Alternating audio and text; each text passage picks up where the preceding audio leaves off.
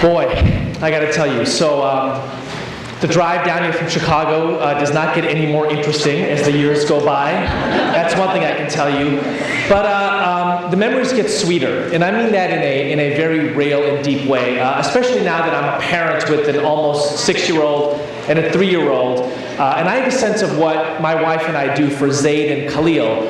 I just have a deeper sense of where all of us come from, right, and what it means to develop and to be nurtured as a human being, and just how much time that takes, and what it really takes is the time of other people.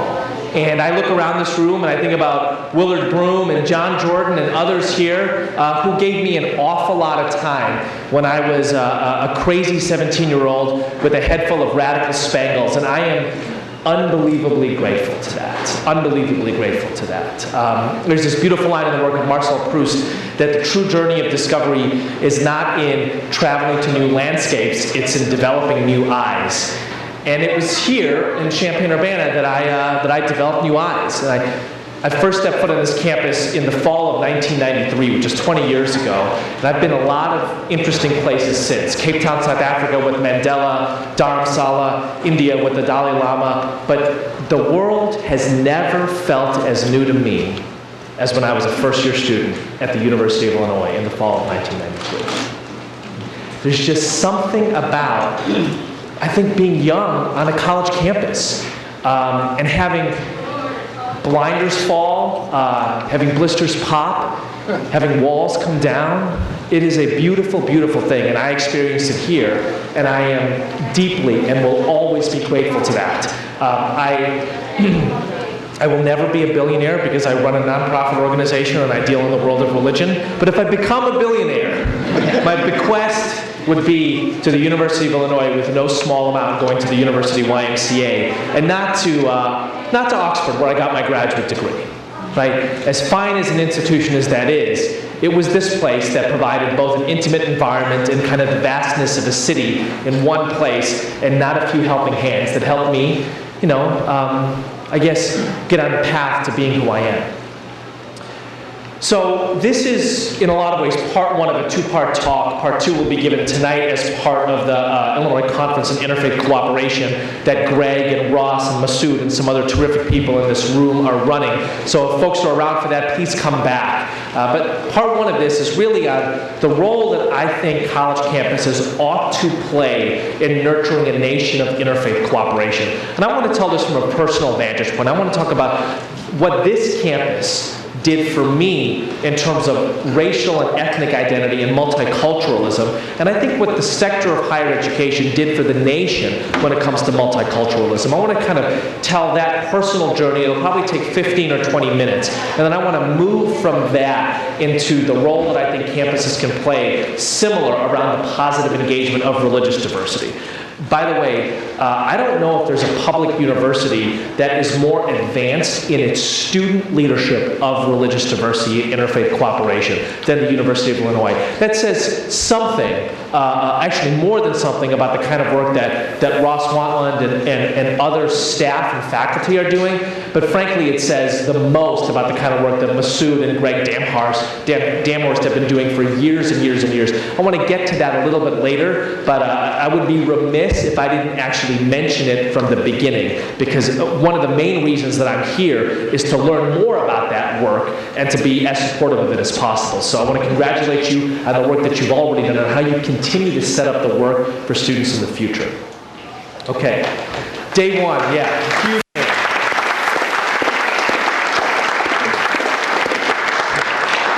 So, here's my first memory of my first day of college, late August 1993. I walk into Wimpy, which is the gymnasium near Allen Hall, where I'm a student on the Urbana side of the University of Illinois. And there's a black game going on, a white game going on, and an Asian game going on in the 3 basketball courts. And I'm confused, Basically, I'm like, why isn't everybody trying to play in the white game? That's my guy Brian Zell, who I've known since I was 8 years old, laughing at me. You're going to hear that throughout the talk. Because honestly, since I was 8 years old, I wanted to play in the white game. Right? The white game for everything, not just basketball, but for school and for birthday parties and for Friday night parties in high school and for after football game stuff. I wanted to play in the white game. Right? When I was a kid, I literally tried to scratch my skin from brown to white. I would tell my mom, I'd be like, you can't put samosas in my lunch. I mean, first you named me Eboo. I mean, seriously, right? And now you're going to put these things? I mean, do you know what happens to me at school? Right? I tried to run with white kids. I tried to listen to white music. And this was all so subconscious. Because it's just what you did in Glen Ellen in the late 1980s and early 1990s. But you get to the University of Illinois in 1993, and you watch the black game and the Asian game and the white game, and you think to yourself, wait a second, they seem perfectly comfortable in their games. And each of them has their own kind of dynamic, their own free flow, their own give and go, their own pick and roll strategy. And I couldn't play basketball that day because it was just too much for me.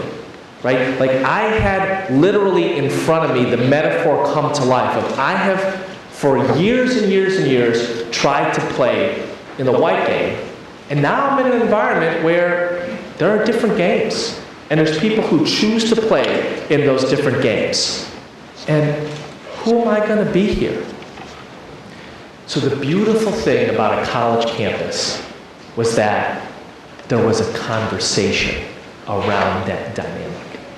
The conversation at Allen Hall, Unit 1, where I was a student, the conversation at the Campus Honors Program, conversations here at the Friday Forum at the University YMCA. I was here every Friday at the Friday Forum. Right? And back then, in the early 1990s, the conversation around race, ethnicity, gender, increasingly sexuality diverse, it was robust, it was rich. And probably from 7 p.m. every night to 2 a.m. in the morning, 4 or 5 nights a week, we would talk race. We would talk identity, we would talk gender. I'd be like, so why do we have a black student union and an Allen Hall council in our dorm, right? Why is it that you can't walk 10 feet on this campus without running into somebody reading Bell Hooks or Cornell West? No. Why is it that when the football coach gives speeches at pep rallies, he emphasizes that he rooms black and white athletes together? There was this rich, robust conversation on race, ethnicity, identity, gender, sexuality. And I became new in that conversation. Right? I started to ask the question, well, what would it mean if I was proud of being named Eboo? What would it mean if I was proud of that samosa in my lunch in high school? What would it mean if I asked the question, what does it mean to be a second-generation Indian kid in late 20th century America? A whole different set of questions, a whole different paradigm than I had before. And it was largely because in the early 1990s, college campuses, including the University of Illinois, took the issue of race and ethnic identity very, very seriously. Here's my theory on that. You know what had happened about a year before I stepped on campus? Rodney King.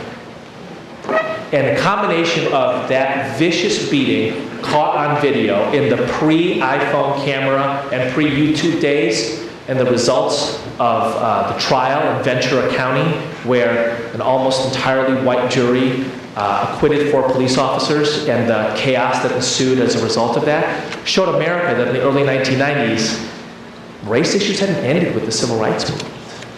That there was an awful lot of work to do. And to higher education's great credit, it recognized that it could play a significant role in advancing America, in creating a conversation around racial identity, equality, cooperation, harmony, etc. And that's, I think, one of the reasons that I come to college during an inflection point in the multicultural conversation. A bunch of other things were happening at that time. Ronald Takaki out at Berkeley had recently published A Different Mirror, which was kind of a multicultural history of the United States. Charles Murray had recently published A Bell Curve, which was a racist account of biological and intellectual differences between people of color and white folks.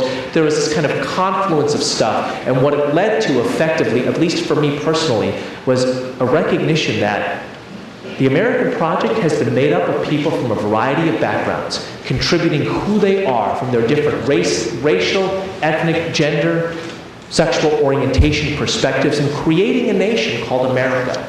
And that it serves my history, my identity, but also my nation if I ask questions about who I am and where I come from and what that contribution might mean for my community and my country. So, like any good college student who was reading books that helped the scales fall from his eyes, I would get in my father's Oldsmobile, which he had given me when I was a second year on this campus, and I would drive north on I-57 to the suburbs of Chicago, of course with like 2 baskets full of dirty laundry and a bunch of empty Tupperware containers. And I would arrive at home, and my parents would dutifully do my laundry and cook me a bunch of hot Indian meals. Being Indian was cool in college. That's how different college was than high school. I'd come back and other people would eat the stuff that was my mom would cook at home. And I would take all of the wisdom that I had acquired in 9 months on a college campus, and I would blast my father with lectures on all of the things he hadn't taught me growing up. Willard Broom was getting a big kick out of that. He knew me back then. And my dad was mostly good-natured about this. You know, he'd be like, yes, your high school English curriculum should have required you to read some Ralph Ellison, some Richard Wright, some Toni Morrison. Yes, Glen Ellen, at least in the late 1980s, early 1990s, was a pretty lily-white environment. Yes, the American Project is made up of people from different backgrounds, and you are, in fact, not educated if you don't know some things about those backgrounds. Right? And every once in a while, I kind of push a little bit. Again, 18 years old on a college campus, if you're not pushing, it means you're not paying attention. And I'd use the word bourgeois, and that was the line for my dad. My dad's like, you use the word bourgeois one more time in my house, you can find some other bourgeois dad to pay your bourgeois college tuition. So that's when thesauruses came in handy, right? Finding synonyms for bourgeois. My dad says to me at one point, this is, I usually choose like a Bears game or something, some very bourgeois activity to like give my dad a piece of my mind, what I'm reading recently in Sociology 331 or whatever. And my dad says to me at one point, you think you're pretty smart, right? Black power, multicultural consciousness, you think that I've never thought about these things. I was one of the only immigrant Indian Muslim students at the University of Notre Dame in the mid-1970s, and as wonderful as those priests were, it was in fact the land of gray snow and white Catholics. I was one of the first people to attain a senior position in corporate advertising in the Midwest. I was one of the first people of color to start a business in the suburb of Lisle. I know a little bit about being the minority. So don't think that, everything you're saying is brand new to the world. And he says something else. You like to talk about identity all the time. You like to talk about diversity all the time. But you never seem to talk about the dimension of identity or diversity that's driving the world. So the next time you want to come up north with your baskets of dirty laundry and your empty Tupperware containers and have your parents, listen to you blast them and do all this work for you, you just tell me how you're going to solve the problem of religious conflict in the world. And I remember rolling my eyes and collecting my clean folded clothes and my full Tupperware containers and driving back down south on I-57 thinking to myself just how 19th century my father was. And that was the fall of 1995. And about a week later, I got a call from my closest friend on campus at the time, Jewish woman, and I could hear her choking back the sobs in her throat. And she said, Yitzhak Rabin has just been assassinated. And I think that was the first time I opened my eyes to the issue of religious diversity. And I started paying attention. And I realized that, frankly, what my dad was saying was right. The discourse in the New York Times and on the international news, on TV at night, was the discourse of religious violence, religious conflict. Right? Bosnia. People would ride in tanks. Serbian soldiers ride in tanks in the city of Sarajevo holding up the number 3. You know what the 3 stood for? The Trinity. As in, we Orthodox Christians are going to roll over you Muslims. 1993, first bombing of the World Trade Center by Muslim extremists, announcing basically the global ambitions of radical Islam. 1996 bombing of the Atlanta Olympics. Christian white supremacist named Eric Rudolph is the person who sets off that bomb. A couple of years later, a Hindu nationalist party named the BJP gets elected in India. One of their first moves is to detonate a nuclear test, which they call the Hindu bomb. Pakistan, not long afterwards, responds with a nuclear test that they call the Muslim bomb. That same year, if I'm not mistaken, 1998, a young man who actually, I think, attended the University of Illinois, like Eric Rudolph, got caught up in a white supremacist Christian movement called the World Church of the Creator, goes on a shooting spree in the name of that perverse religious ideology, shoots African Americans, Jews, and Asian Americans in Chicago, in Champaign, and in Bloomington.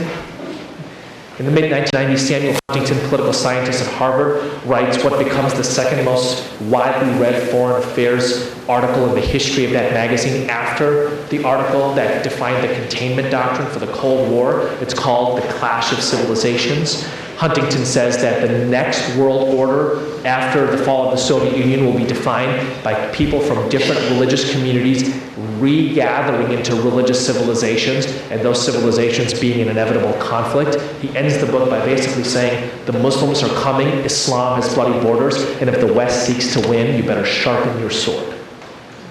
And in the diversity discussion on college campuses in the mid-1990s, which I was in up to my eyeballs, I think I remember the term religion mentioned, 5 times in my entire college career. We were totally missing, however much we might have been on the vanguard of intersectionality when it came to sexuality and race and ethnicity, however much we might have been reading bell hooks and Judith Butler and Gloria Anzaldúa, we were totally missing the dimension of diversity that was driving foreign affairs. And actually, that was no small part of people's identities on campus. One of the stories I like to share with Greg Damhorst, who was a leader in InterVarsity when he was an undergraduate here, is that probably the single largest student group on this campus is the InterVarsity Fellowship. My guess is somewhere between, 5,000 and 7,000 students all told between undergrads and grads. Is that relevant? No? I just make up numbers, We're weak qualitative sociologists. InterVarsity Christian Fellowship is probably the largest student group on many college campuses across the country. Never figured once into what we talked about as the need for identity houses. We would always talk about it around Asian American identity, Native American identity, Latino identity. Hugely important. But what about this huge group of students called evangelical Christians, for whom their religion was an important source of their identity? Did they not deserve an identity house? Did they not deserve a space that the university understood as a place to cultivate and nurture identity? I'll never forget, I was walking to a meeting about the importance of an Asian American house, which didn't exist when I was on campus, does exist now, which shows that student activism actually can accomplish things sometimes. I'm walking by this room on the 3rd floor of Allen Hall. Door is slightly ajar, and there's this sweet singing coming from inside. And I kind of peek in, and I see this girl from one of my honors classes. We kind of nod at each other, and she goes back to her guitar and her song. And I asked her the next day in class what that was all about, and she's like, it's my Christian song circle. I thought to myself, I saw that twice a week for 2 years, and I never asked about it. I was too busy heading to the race identity meeting or the ethnicity identity meeting. Certainly significant, but if those sources of identity matter, why shouldn't this source of identity matter? I'll never forget, as an RA on campus, I went through 2 weeks of training, probably half of which focused on diversity issues, right? And good for the university for doing that. Hugely important. 0 focused on religious diversity issues. This is 1995. And we would have RA meetings every week, Wednesday nights, if my memory serves me right after dinner, 7 o'clock to 9 p.m. And we would do a lot of diversity exercises in those RA circles. And one diversity exercise was, tell of a time when your identity made you feel like a minority, like you were marginalized, like you were suffocated and silent. And those of us who were brown or black or yellow or red or lesbian or gay or from China or Africa, we had a lot of stories. I loved those times. I felt like this part of my identity, which had been squelched for so much of my life, finally had a stage and a microphone. So we get to my friend Khizr Hussain, who did a lot of work with the University of YMCA when he was an undergrad here. And Khizr was usually quiet during these sessions, but this time he spoke up and he said, a couple of weeks ago there was an event in the dining hall. And it was around midterms. It was called a Viking dinner, and people basically went to the food line and they got a bunch of food from the food line, mashed potatoes and chicken or whatever they were serving. They basically smeared it on each other and threw their food at each other. And a bunch of people laughed. It was kind of blowing off steam during midterms. And I remember a couple of the RAs kind of smirked as he was telling the story because they were a part of it, And so Khizr kind of pauses. He's a really soft-spoken guy. He says, that made me really uncomfortable.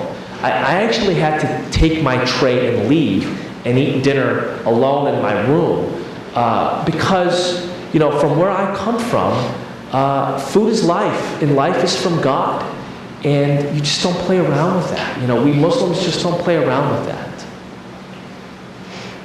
And there was this kind of awkward silence, right? It wasn't hostility, it wasn't like opposition, but it was just like these kind of blank stares. Like and at that time I wasn't, particularly connected to Islam, certainly not in the way that I am now. People had no idea what to do with somebody articulating their religious identity. And I thought to myself, if he had said, I'm from Nigeria, and in Nigeria, food is life and you don't mess around with that. Or I grew up poor.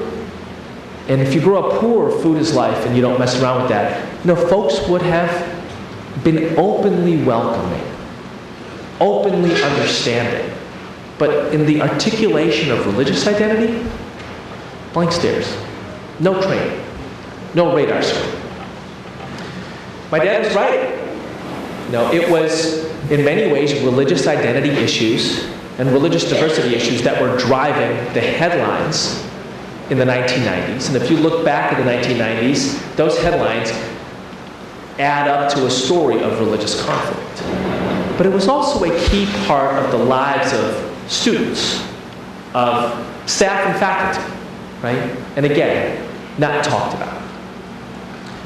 So, I actually think that this is a hugely positive story. Just as what the Rodney King beating and its aftermath showed is that we have a long way to go when it comes to race issues in America. And that some sector, some institution needs to stand up and say, we're going to lead. And it's going to be uncomfortable. And the conversations we have are not always going to be pretty. And we're going to get stuff wrong. But if we don't engage this proactively and deliberately and positively, then we leave a vacuum that other people then fill. Right? Great line by the political philosopher Michael Walzer. He says, fundamentalists rush in where liberals fear to tread. Okay, I want to repeat that. Fundamentalists rush in where liberals fear to tread. Now, Walzer doesn't mean liberal in the sense of voting for the Green Party. He means liberal in the sense of believing in an open society. So this is what has happened in America in the late 20th century around religion. In the absence of a responsible, proactive, intentional conversation about what has become the most religiously diverse nation in human history and what has long been the most religiously devout nation in the West, we forfeit the territory of the discourse around religion to fundamentalists of all stripes. And let me tell you something. As an American Muslim, I woke up on September 12th, 2001, knowing that 48 hours earlier, nobody in America was talking about Islam. And the morning of September 12th, everybody in America was talking about Islam. And what did they know about Islam? What did they know? American Muslims had, by not speaking positively and proactively about our faith in the public square, had left a vacuum. And that vacuum was not just filled by the unbelievably evil and heinous murder of 3,000 people on the morning of September 11th, 2001, but Osama bin Laden had taught the world Islam 101. People's initial and most powerful reference point for what Islam was, because they knew nothing else, was that event of terrorism. Fundamentalists rush in where liberals fear to tread. If there isn't a robust conversation in America about what secular humanism or agnosticism or atheism is, how it contributes to the public square, how it is one way of orienting around religious belief, which is to say, not belief or seeking at all, well then, don't be surprised when people rush in and say atheism is defined by the hatred of religion. Fundamentalists rush in where liberals fear to tread. And that's why universities are so important in this space. So when I was my final year here at the University of Illinois, I was part of a small group of student leaders who met with the president of the university system. In the mid-1990s, that was President James Stuckel. And I expected him to talk to us about the kind of natural strengths of the university in business and in engineering. I expected him to talk about technology and what was the engineering quad, which was just emerging at that time. He talked about those things, but he also said something that I will never forget. He said, when I shake the hand of a graduate of the University of Illinois, I want to have a reasonable degree of confidence that that graduate has acquired multicultural literacy, has built multicultural relationships, and has an opportunity for multicultural leadership over the course of their 4 years at the University of Illinois.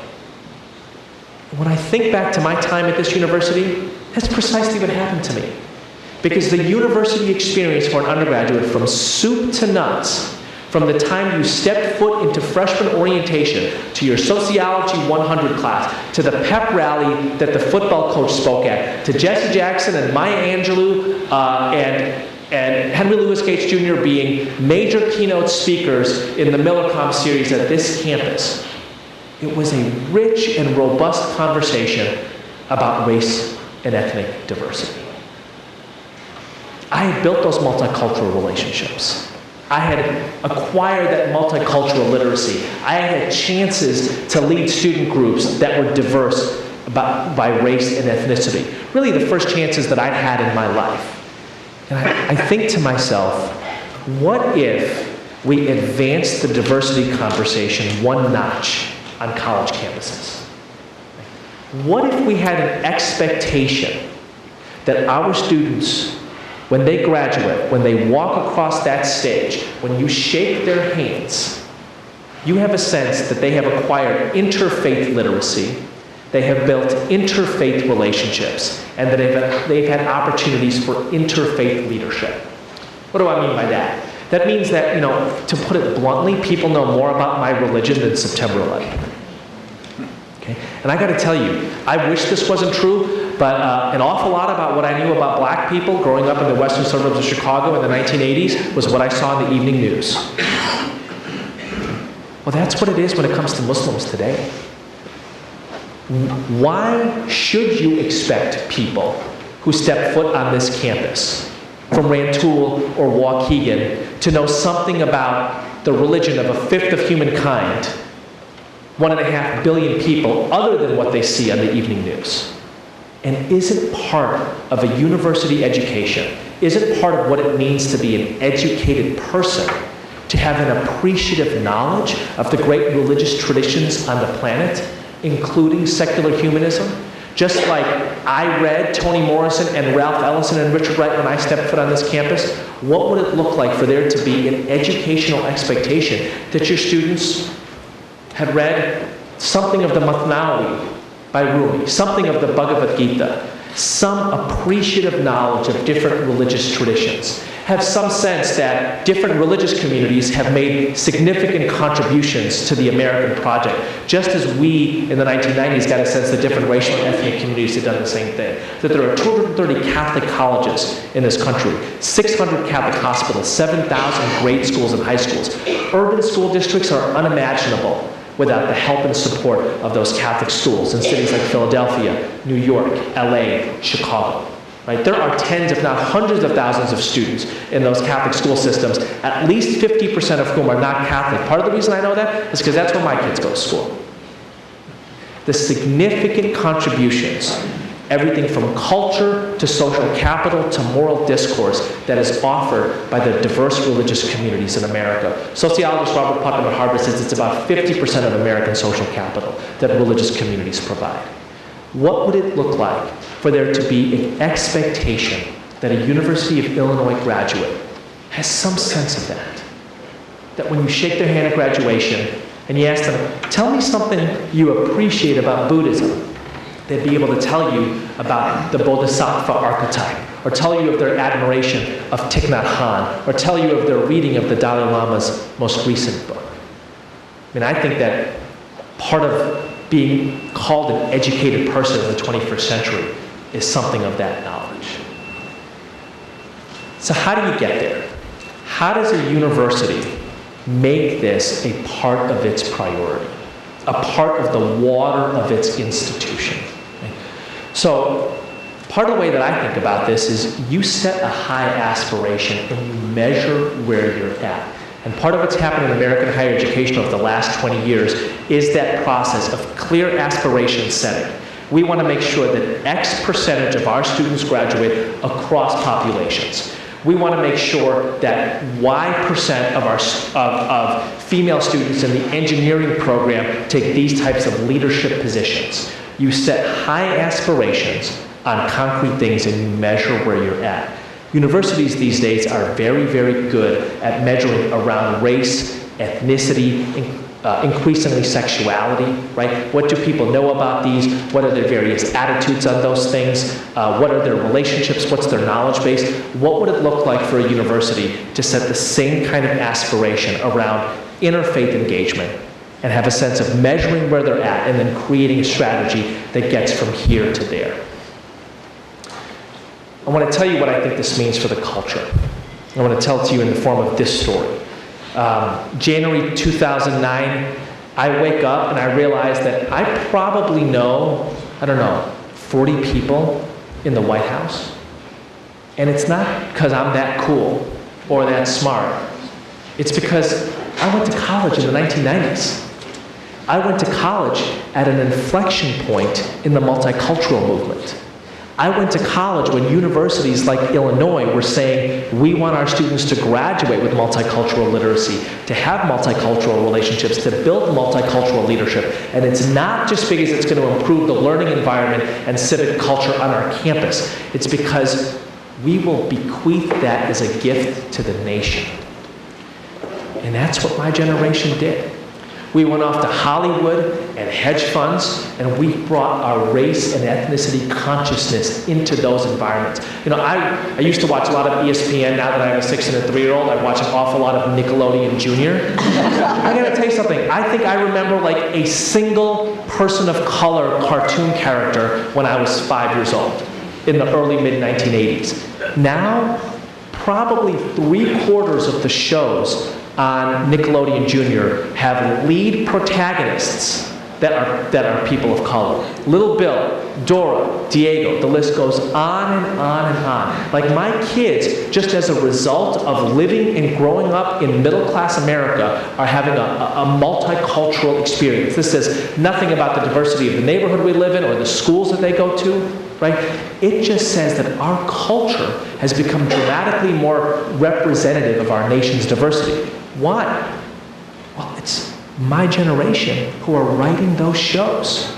my generation, who took those sociology and anthropology and literature classes and went through freshman orientation and RA programs and diversity programs at universities like Illinois in the 1990s, who took that consciousness and those leadership skills out into the broader public square and changed America.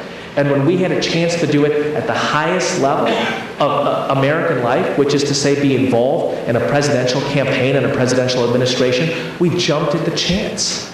Right? It was a bunch of late 20 and early 30-somethings in the snows of Iowa with Barack Obama in 2007, launching the most improbable victorious presidential campaign maybe in American history. What happens if universities model interfaith cooperation the same way they model multiculturalism? Project America out 30 years. Project who's in the White House. I'm gonna show up on some right-wing anti-Muslim hate blog talking about Muslims in the White House. I know this, I know that. That's gonna be the result of that tape. Project the kind of stuff that people got away with saying about Mormons in the 2012 election. However much I might have disagreed with Mr. Romney's economic policies, frankly, I admire the role his faith played in the kind of person that he was. Right? That wasn't always displayed in American public discourse. The kind of stuff that urban intellectuals, many of whom I know in cities like Chicago, say frequently about Catholics and evangelicals, it's just racist. It's just prejudice. It's stuff that people in that category would never say about Latinos or black folks or Native Americans. But it passes as okay in a nation that doesn't have the interfaith literacy that it could or ought to have. The kind of madness about Barack Obama being a Muslim, right? That wouldn't happen in a country in which its higher education sector thought of itself as modeling interfaith cooperation in the same way that this sector and this university modeled multiculturalism.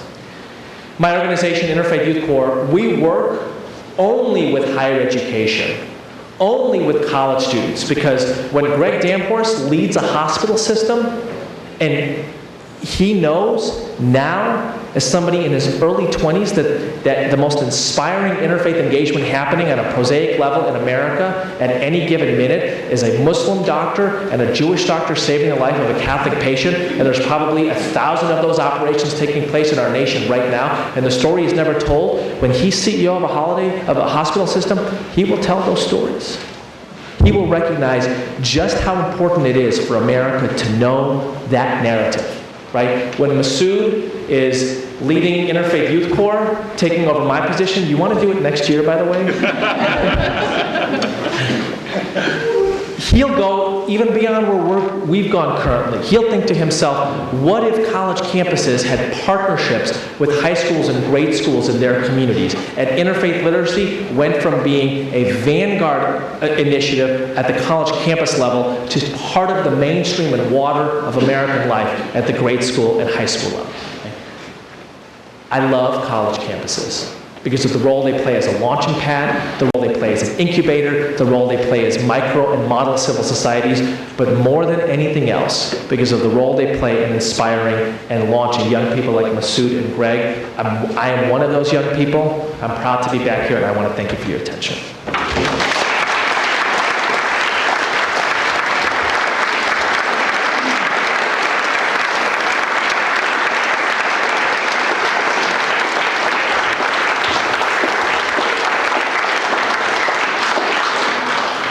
This is a little bit awkward, but it will help greatly with questions if we mic the questions, both so that the whole group can hear and so that they are then recorded as a part of the recording system.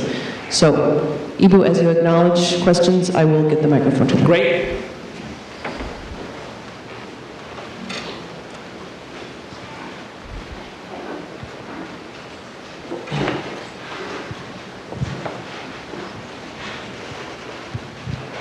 Hi, Eboo, thank you. It was really inspiring. I want to ask about pushback. So you mentioned the fear of President Obama as a Muslim. There is probably the same amount of fear of President Obama as an African American, and the quote-unquote white majority losing this country to people of color. And I imagine that a lot of the intercultural diversity that was engendered by universities like this one in the 90s, there was huge pushback from people who thought that, no, this is a white country and should remain a white Christian Anglo-Saxon country. So what kind of pushback do you expect when we move from intercultural diversity to interfaith diversity? I think it's a great question. So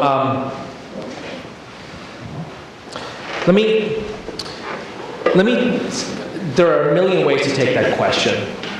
I want to address what I think is a reasonable pushback to this, and then I want to talk about, I think, a common way forward, so to speak. So I speak in this talk almost entirely positively about the multicultural movement. Actually, in my books, I talk about some of the downsides of that movement and how I was involved in some of those downsides. And the label frequently given to those is identity politics. And I think identity politics is a risk, and it's a cliff that I went off of. Let me define what I mean by identity politics. That people understand themselves as only and exclusively part of a racial, ethnic, religious minority.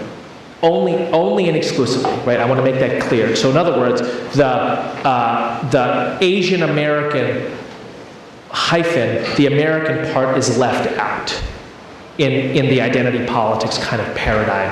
And the question is, who am I as an Asian? And frequently it's, how have you oppressed me?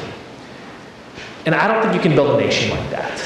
And I think that the people who are cautious about that, so Arthur Schlesinger Jr., the great historian, writes an important book in the 1990s called The Disuniting of America.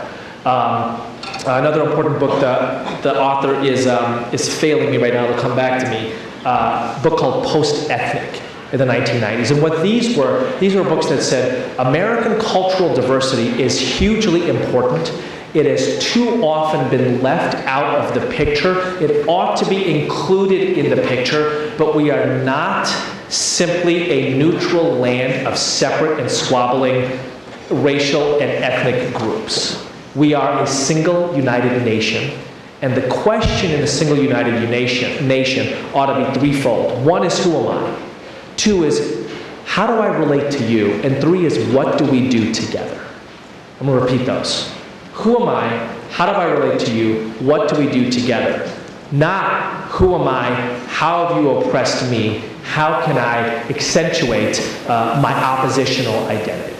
And I fell into that for some time, right? And at IFYC, we are very clear in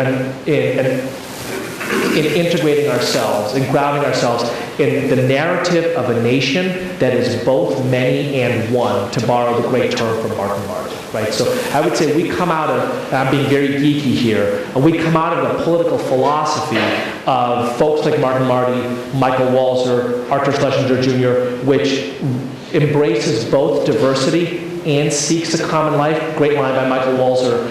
The challenge of a diverse society is to welcome and embrace its diversity while maintaining a common life, right?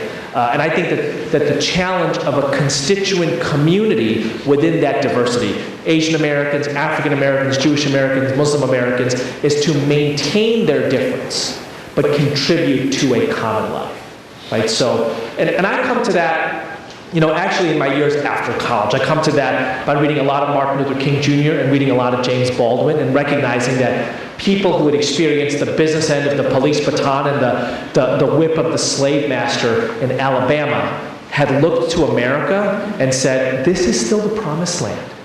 And I seek to still contribute to and improve and build this nation. Right? And the truth is, African Americans didn't have to say that. It's actually a stunning fact and feat to think that especially during the Civil Rights Movement, that the African American take on America was that this nation isn't a lie, it's a broken promise, and they gave their bodies and their blood to fix it. And in coming to that realization for me, again, largely in the years after college, I basically thought to myself, hey look, it was terrible being called a Slurpee maker and a dothead in 7th grade in Glen Ellen, but it wasn't being thrown in Birmingham jail, right? And it wasn't being beat on the head on the Edmund Pettus Bridge. And if John Lewis and Medgar Evers and Fannie Lou Hamer and Septima Clark could say, as Langston Hughes said, America never was America to me, and yet I swear this oath, America will be, then I, who comes from an immigrant family, who benefits from the civil rights movement because we come as a result of the Immigration Act of 1965, which is spiritually connected to the Voting Rights and Civil Rights Act of 64 and 65. What am I doing? Accentuating only an oppositional identity. Why aren't I asking the question, who am I and how do I contribute to my nation? So I would say, I think we get pushback. We get all kinds of pushback. One dimension of pushback is from, I would say, kind of an identity politics progressivism that says to me as a Muslim, you need to accentuate your Muslimness more, or me as an Indian American, you need to accentuate your Indianness more, and do it in a way that is oppositional to or antagonistic with your American identity. And there's other folks on the other side who would say, why does this Muslim thing matter at all? Just name your kids Dave and John. Have them go to the Episcopalian church on Sundays if you need a religious life. Read Mark Twain and John Steinbeck and get on with it, right? And I would say we're trying to advance what I think is the best of American political thought, which is we're a nation of many in one. And in this world right now, in which countries across the world, Afghanistan, Iraq, Myanmar, are all trying to figure that out, and are in the midst of bloody civil wars in that process, it is useful and precious to remember the American achievement in that and to improve upon it.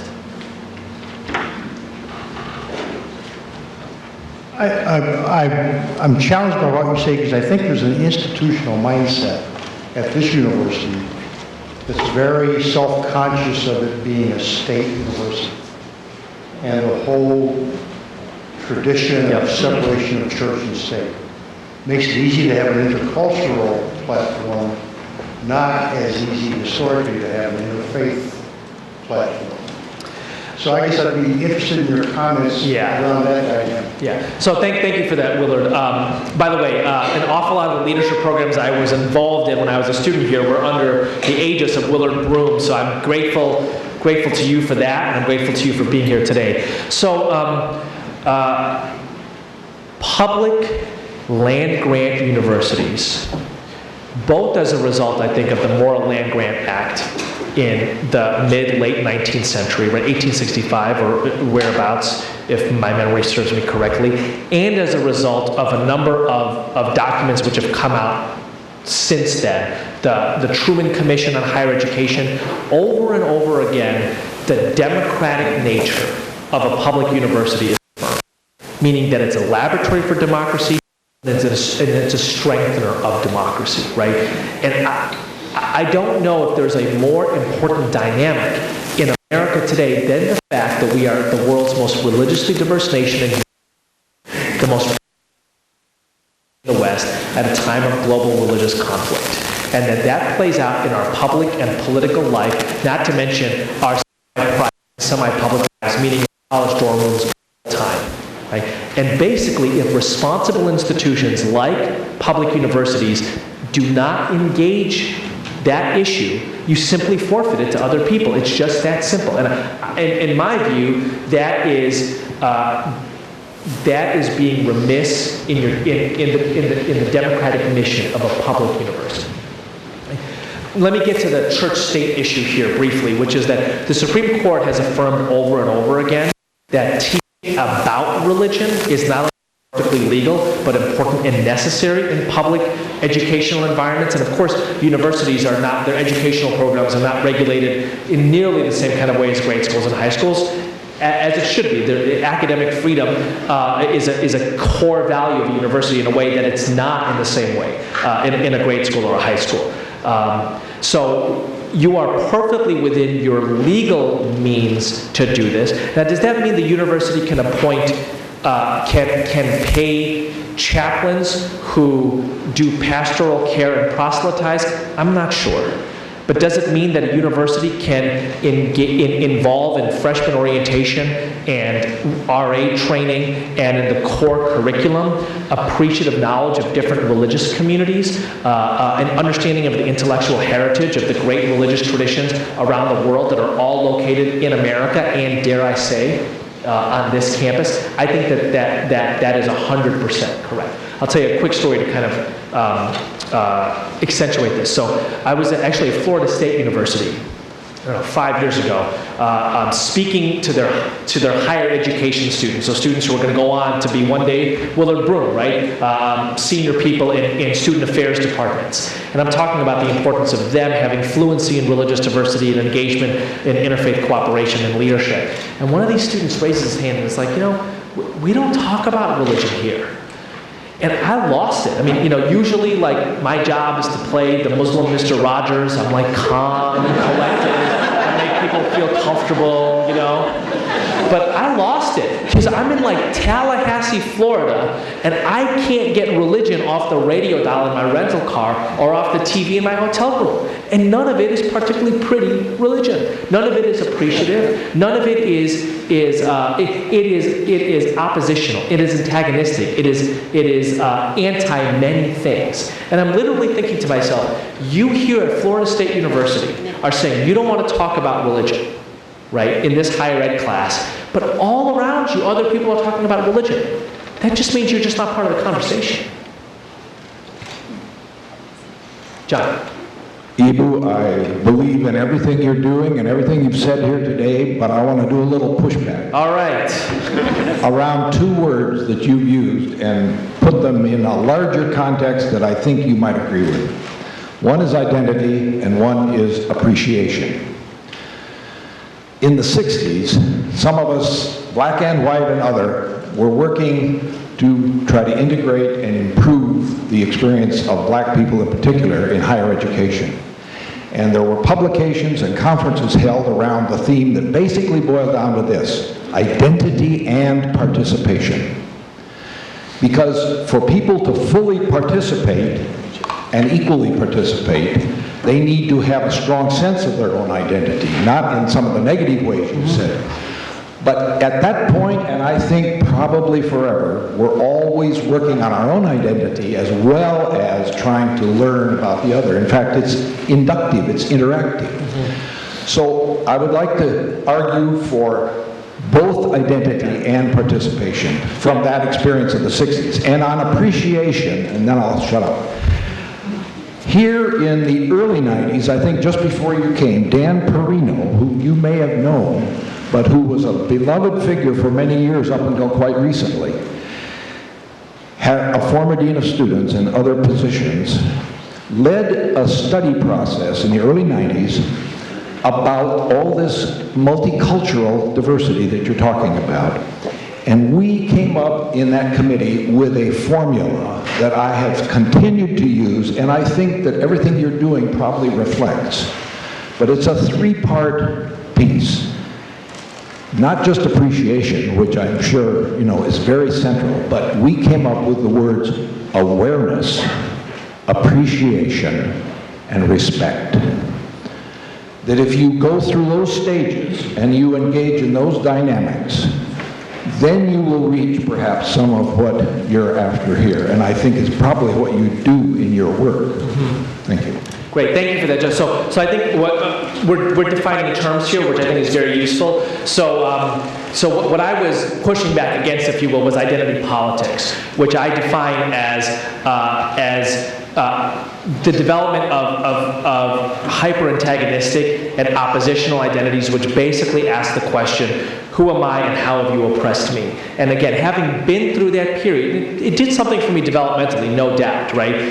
Having been through that period, I can attest to just how strong that paradigm is, right? So I'm not talking about identity in a way that would lead one to kind of understand better one's own story, one's own ethnic, religious, racial, sexuality, community, etc. All of that I think is hugely important. And that's why I think the three key questions are, who am I? how do we relate to each other and what can we do together, right? And the term that we use for that when you think about it at a national level is pluralism. My colleague Amber Hacker, who's 3 days away from giving birth, by the way, right back there, she's looking at me, she's like, you have to talk about pluralism, because that's what we do at IFYC. So our kind of three-part definition of pluralism would be respect for identity, relationships between different communities, and a commitment to the common good, which in a way is kind of the civic level of the three parts that you talked about. Bless.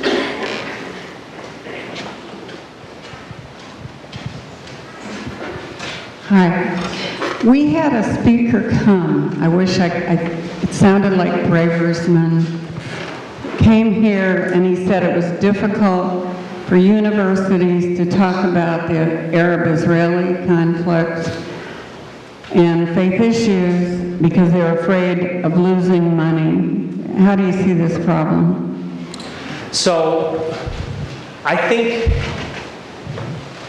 the best way to engage the Arab-Israeli conflict in university campuses is to talk about things to talk about things deeply associated with Islam and Judaism that have nothing to do with the conflict. So, to begin with, that doesn't mean avoiding the conflict. It just means that Muslims and Jews on this planet have a 1,500-year history that spans dozens and dozens of countries, in which there's an intertwining of scientists and philosophers, an intertwining of legal scholars, an intertwining of worship practices, an intertwining of civilization and literature. And the Arab-Israeli conflict, as ugly as it is 60 years in one part of the world. And I think that the most important thing that we can do for that conflict is to not extrapolate and universalize it to a 1,400-year relationship that's taken places across many continents. And I think if what we can do is to say, we want to have an appreciative knowledge of other dimensions of Islam and Judaism and of the Muslim-Jewish relationship across the centuries, and consider the Arab-Israeli conflict within that broader, largely positive cultural and civilizational context, you tend to come to that conflict with a different tone, so to speak. I'm going to give you one example of this. So when Ferdinand and Isabella conquer Spain in 1492 and kick out the Jews, you know where they go? The Ottoman Empire. Because the Ottoman Empire, a Muslim empire, has a protected status for the Al-Kitab, the people of the book. And what if you had a speaker series on Jewish life during what some people call Geniza times, the Fatimid Empire, for example? Was it perfect? No. Was it the best place to be Jewish in the 10th century in probably the world? Yes. Right? So I think broadening the conversation instead of, going like an angry linebacker after the pain point, broadening the conversation is a far more useful way of engaging it. And part of the reason is because, I wrote a piece about this for the Washington Post during the Gaza war a couple of years ago. What pro-Palestinian or pro-Arab and pro-Israeli groups do when there's some kind of conflagration in the Middle East is they dust off their press releases that they've had at the ready for 25 years, they change the dates and the names, and they send them out. In other words, we have the same conversation over and over and over again. And the definition of insanity is doing the same thing again and again and expecting to get to a different place. So it just seems to me we have to learn how to have a different conversation. And the beautiful thing is there's a lot to talk about. There's a lot of wonderful things to talk about.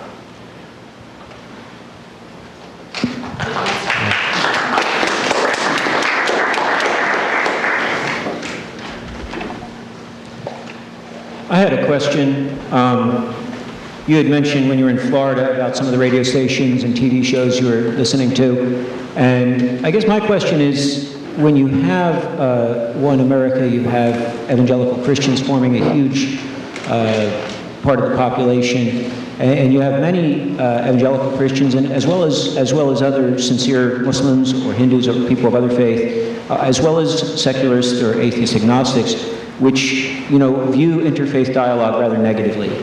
and they either view it as threatening or they view it as, well, what's the point? Right. And my question is, especially for those that would view it as threatening, how do you engage them? Yeah.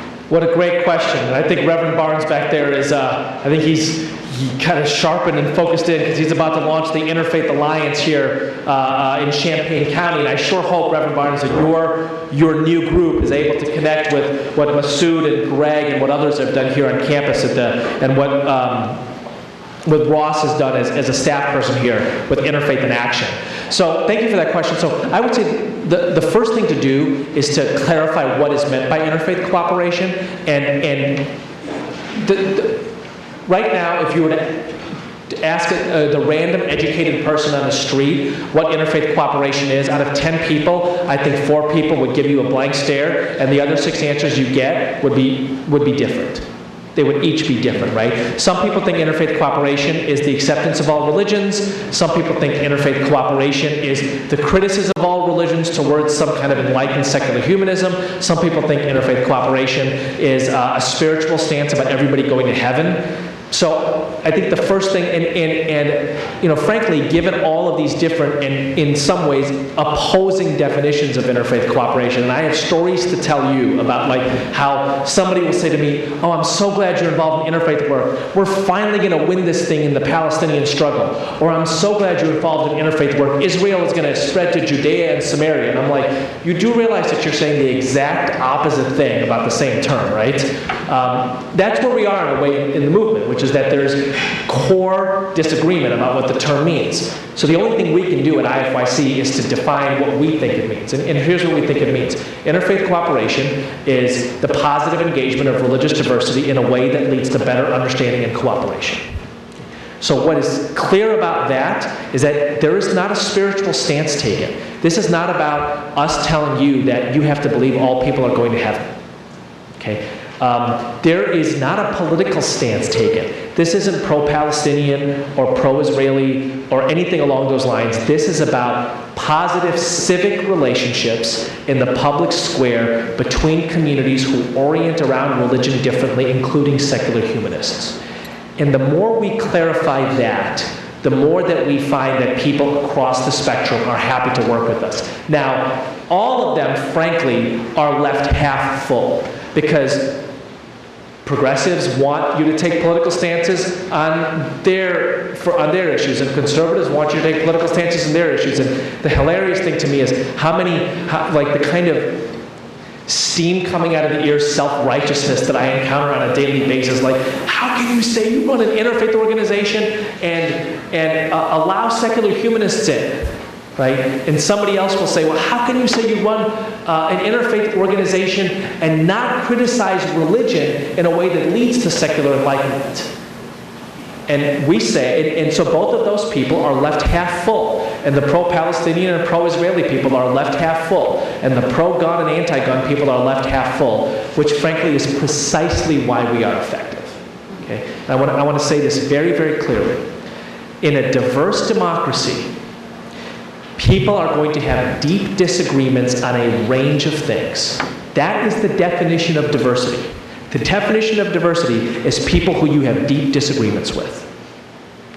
And if those same people cannot work together on other issues, then you don't have a democracy.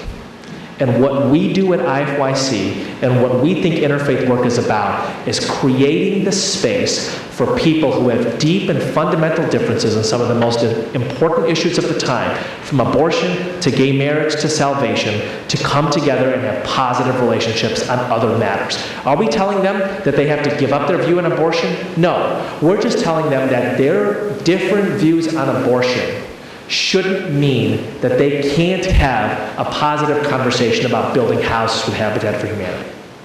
Or, in the case of the Arab-Israeli conflict, that people's different views on the Middle East should negate their ability to have a positive conversation on the relationship between Jewish philosophers in the Middle Ages. Right? What we are saying is that if we're going to have a diverse democracy, People who disagree deeply on those hugely important issues are also going to have to be able to have relationships on these other things. And we are very good. We have whole sets of civic organizations. We have whole political and civic movements that flex the muscle of advocacy for particular political and religious points of view. God bless it. Hugely important for a democracy.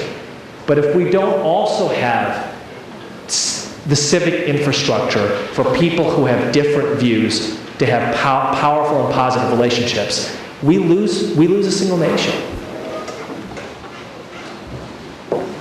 By the way, this is what Iraq is about. This is what Afghanistan is about, right? People who are saying, I disagree, we Pashtuns have a different way of Islam than you Hazaras, and therefore we can't have a country together.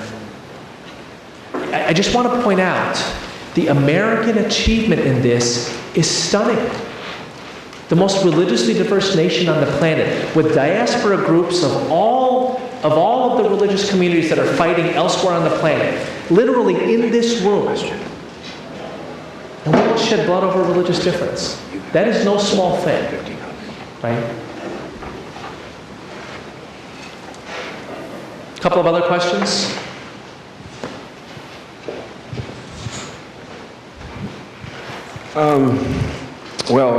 I think there's a lot of what Afghanistan and Iraq are about that we can't go into now, but it shouldn't be reduced to just a sectarian problem.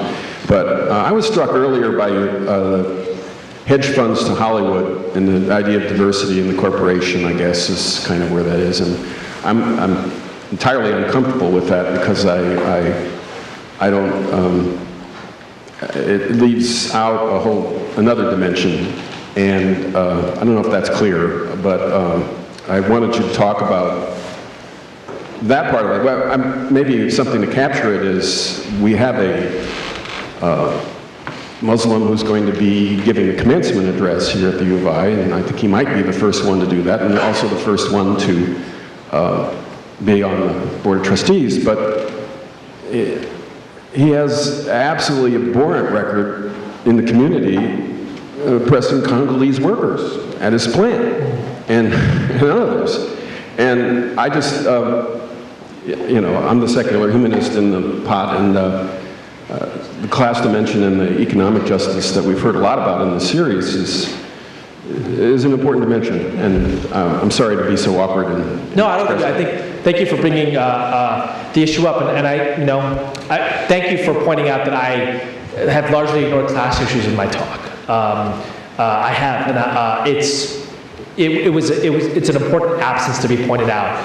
So I think the thing to say about that is that it's a hugely important part of identity in America. I think it is along with religion and race, it is amongst the core dynamics in our nation over the next 20 years, in a nation that is clearly becoming more polarized around these issues, and a nation in which there's, unfortunate to my political and economic viewpoint, government retrenchment for core programs and services. And one of the things I love about public universities is their accessibility, and I remember having a teary conversation with my parents in the summer of 1993, and them being like, we just can't pay for you to go to the University of Chicago. And I was really glad that a top flight education was within my parents' economic reach, 2.5 hours south in Champaign, Urbana. So I wish I had talked more about that, and I want to thank you for bringing it up. And I think one of the things to say about religion as it comes to class is that religious traditions have, I think, really beautiful narratives around economic fairness, really powerful moral narratives, and it's one area in which a range of religious communities come together and find positive partnership. Here and then here. I have just a very quick softball type of question. For those of us that question what's going on in Washington, what is the meaning of being on a presidential commission. What are your responsibilities? How do you contribute? Just Oh, yeah. Well, President Obama and I are having a phone call in about an hour. No, I'm kidding. That was a joke.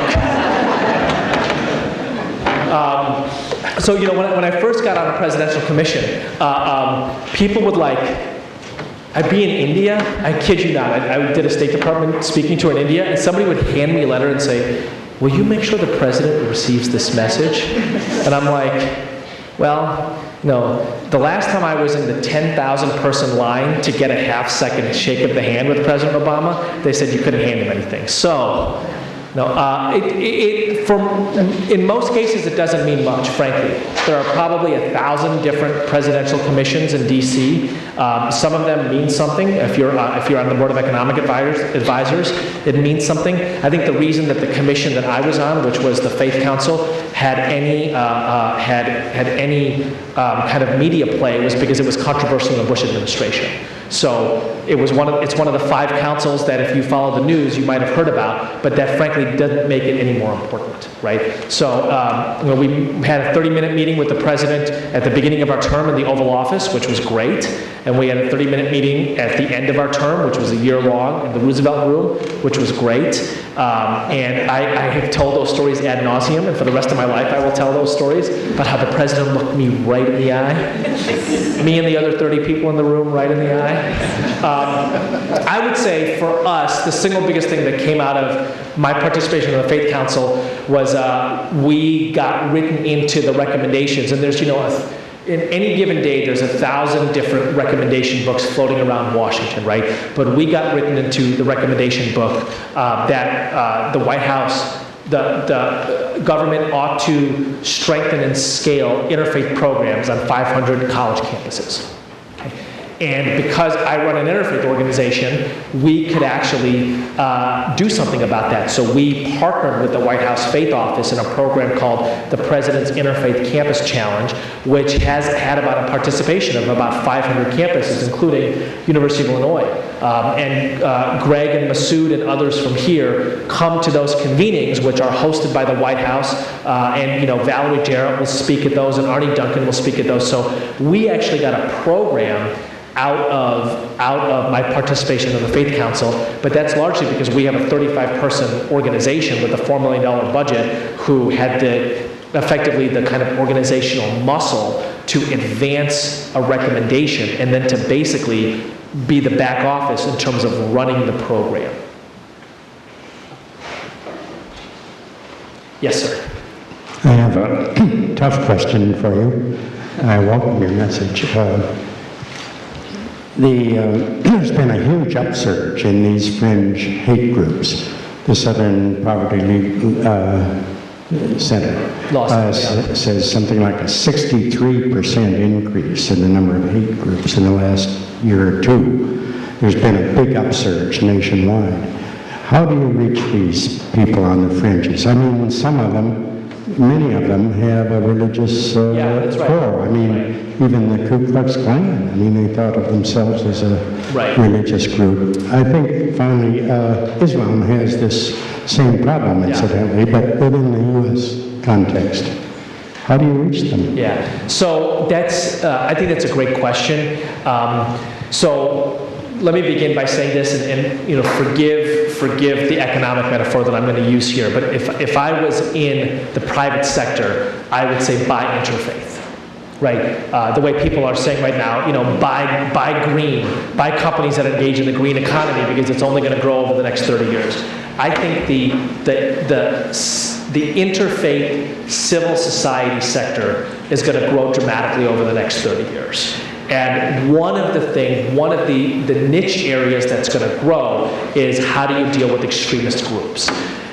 We don't do that at Interfaith Youth Corps. Right? It's not a part of our expertise space. It's not a part of our methodology. What we do, because we're a limited organization, right? We're probably the single largest interfaith organization in North America with a 35-person professional staff and a $4.5 million budget. but still, as far as organizational capacity goes, that's really small. I mean, the Olive Garden, in Champaign probably has a larger staff on the average Friday night than Interfaith Youth Corps, right? So the question for us was, how do we focus? And for us, focusing, because you got to be able to do something well. You can't do everything well. You ought to be able to do something well. What we think we do well is partner with higher education and help America's 2,800 four-year college campuses become models of interfaith cooperation and nurture the kind of leaders that are Greg Damhorst and Masood and others in this room.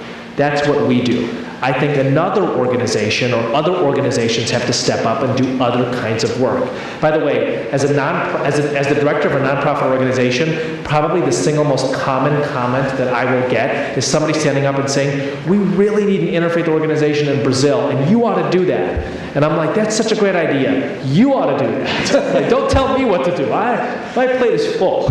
You ought to start that, right? And just like in multiculturalism, just like in environmentalism, there's been a dramatic growth in those organizations. I think there's going to be a dramatic growth in interfaith organizations, and we can pry a guy like Greg away from medicine into interfaith. I think that's great. Probably not going to happen, so we're going to have to live with him at the intersection of those two things. But I'm hoping other people in this room walk out of here thinking to themselves, how do I start an interfaith organization that deals with the evangelical Catholic divide in Champaign County, let's say? Was there one more hand up, do I remember? Or is that it? Last question? Yes.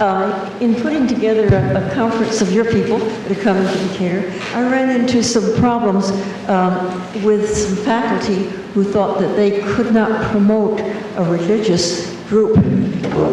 And do you consider yourself a religious group? Or how do we answer? Right. I think that's a great question. So that's a hugely important question, and it's similar to the question that the gentleman in the back asked. So I think what we do is a civic enterprise. Relationships between diverse communities in a nation is a civic enterprise. And just like building positive relationships between Latinos and Asians is a civic enterprise, building positive relationships between Jews and Muslims is a civic enterprise, right?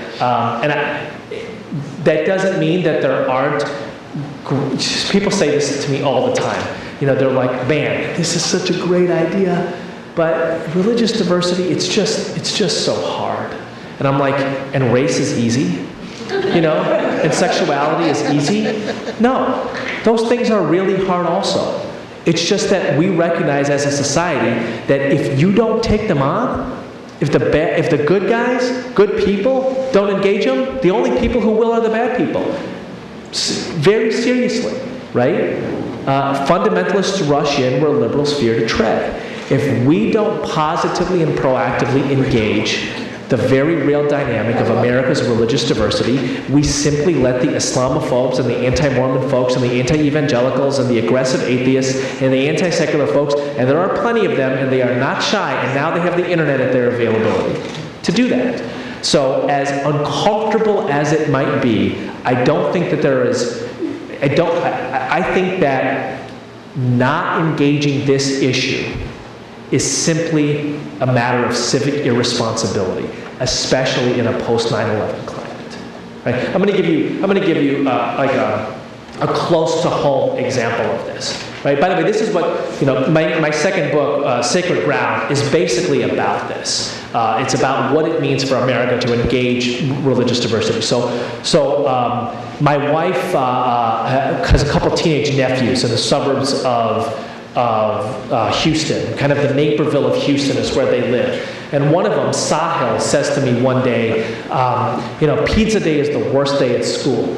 And I'm like, you got a fever, kid? Well, what the heck is wrong with you, right? You're 16 years old. Pizza day is the best day at school. He's like, no, it's the worst day. Because I'm in the third lunch period, and by the time I get to lunch, all the cheese pizza is gone, and the only pizza that's left is the pepperoni and sausage pizza, and obviously we can't eat that, so I end up eating breadsticks and salad. I'm like, all right, that sounds bad, but it's not like the worst thing ever. He's like, yeah, well, I come back to our lunch table with breadsticks and salad, and that reminds the kids at the lunch table that I'm Muslim.